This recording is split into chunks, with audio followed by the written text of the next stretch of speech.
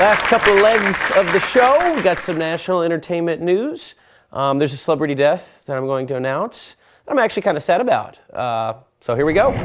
Okay, after weeks of controversy and blah, blah, blah, politics and all of that, we're taping the show on Monday, but on Tuesday, April 28th, our very own Governor Brad Henry will sign a bill stating that the Flaming Lips song, Do You Realize, will become the state's official song. Huh? Yeah!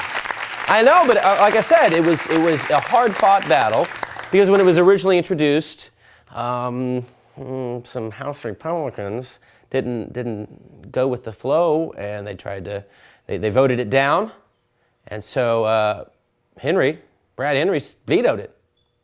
So after the smoke cleared, Governor Henry got his way, and he should. He's the gov. So, and I think that's really kind of cool and surprising because with the musical acts that have come out of Oklahoma, Garth Brooks, Reba McEntire, even Carrie Underwood, Brooks and Dunn, all these guys, you would think it would be a country artist, but in fact, we're going to pepper a little rock and roll in there. So me personally, being a rock kid, I think that's kind of cool, and I think it sends a message that there's more going on in Oklahoma than just country acts, and hopefully that trend will continue. So, very interesting stuff, I think. Number one, done. Got a celebrity death for you. Bea Arthur passed away at the age of 76 in her home in Los Angeles, California. She was 86 years old. Bea Arthur. For those of you who don't know who Bea Arthur is, in 1972, from 1972 to 1978, she starred as Maude, a kind of controversial show for its time. She has an abortion on the show. I mean, it was a very heavy hitter show for its time. And then in the 80s, she was on a little show called Golden Girls. She starred as Dorothy. That's the one I remember. I remember in the 80s that show being on. And I think we actually, yes, we did. We had it be our 80s intro of the week a number of episodes ago. She had cancer, and she apparently went peacefully, I guess, as peacefully as you can from such a disease. I think that means she probably died in her sleep. So Bea Arthur, 86. Okay, this is the last story I got. I'm going to touch on it real quick. If you're a fan of the TV series Bones, on the May 14th, I believe, season finale, it's going to feature a little band from LA called Motley Crue. Motley the Crue, yes, the Crue is going to be on Bones, playing their hit single, Dr. Feelgood, which is my favorite album by them, Dr. Feelgood from 1989.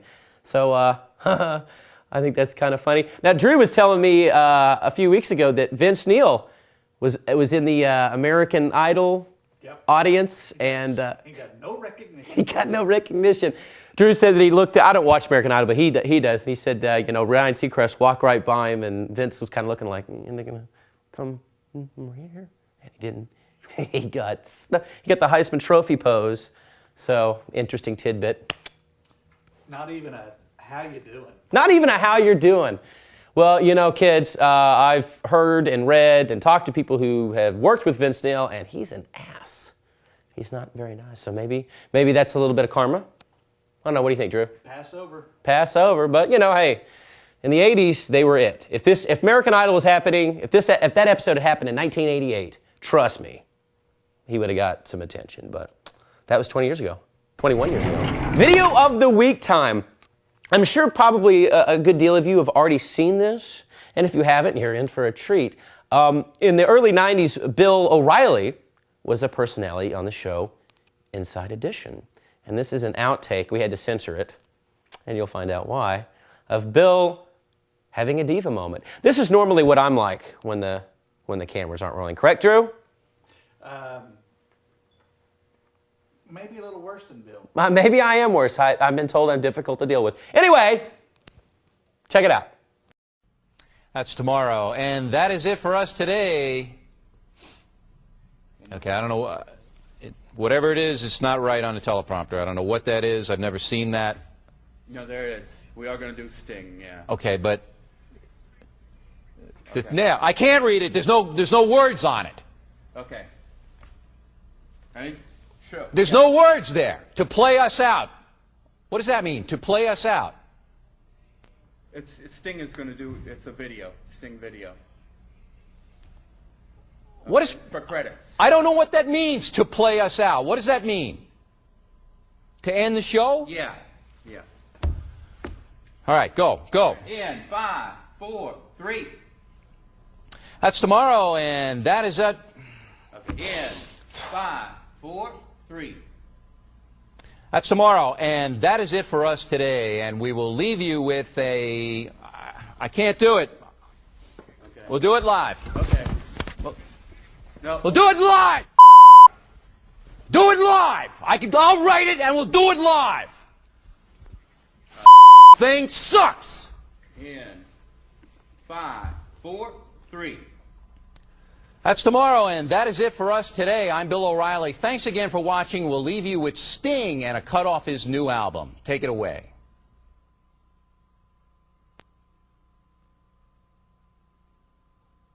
Okay, it's review time. I'm touching back up on something that I talked about. I think it might have been the first episode. I don't know. I went out and bought it. It was Pearl Jam re-release of their 1991 hit 10, their debut album. It's called the Legacy Edition or whatever. Got it on iTunes and checked it out. It gives you the original songs like they are, and then Brendan O'Brien, the producer, went through and remixed all the songs, okay? And then there's 6 or 7 unreleased songs.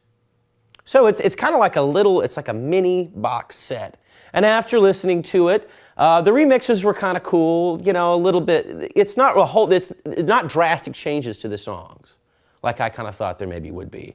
Like a techno version of Even Flow, or something crazy. Jeremy, Jeremy. Nothing like that. The bonus tracks, the unreleased stuff, the real highlight of that, I wasn't super impressed. It always is. Well, it was. The reason why it wasn't released. Well, it's demos, a lot of demos and stuff like that. There is a demo of a song called Breath that was on the single soundtrack from 1992, the movie, Camera Crow movie. But it's called Breath and a Scream. I thought that was kind of interesting. I thought that was cool. So, when it's all said and done, the rating, which is the whole reason, I'm going to give it 3 out of 5 currents. Middle of the road. Not bad, not great. But if you think I'm wrong or whatever, or if you want to see what I'm talking about, go to iTunes, type in Pearl Jam, and you should be able to check it out from there. So 3 out of 5, Corinth. Okay, it's box office time, kids. Yes, top 5 at the box office every single week. We bring this to you. Number 5, bringing in $8.6 million. Earth. Just Earth, not planet Earth, Earth. Number 4, bringing in that $9.7 million. The Soloist. Number 3, bringing in $11.4 million. Fighting. Which is what happens on this set a lot. Right, Drew? You. Shut up! Not me. I don't want to fight Sunshine. I know there's no way. Maybe I could outrun you. That'd be the only way I'd win. That's a laugh within itself. Jeez. And number two, not much separating number 2 and number 3 at $11.7 million. Zac Efron, 17 again. Ooh, oh my God. And the number 1 movie, and there's a huge gap between number 1 and number 2. Big gap. Bringing in 28.5 million snackers. The number 1 movie of last week, Obsessed. Obsessed. Like this one lady who I know the name of that I won't say. She's obsessed with me. You know who you are. Stop sending me mail. Okay, kids, don't go anywhere, because when we come back, we can do a little sit down at Intune Music, Tahlequah's Music Center, with Matt Farinelli and his band, Austin Cobb, and the Concert Band. They perform a little number for you. Pretty cool, so don't go anywhere, kids. Last leg of the show coming up. Do it live! Do it live! Do it live! There's no words there to play us out. I don't know what that means. There's no words there. Do it live! Take it away.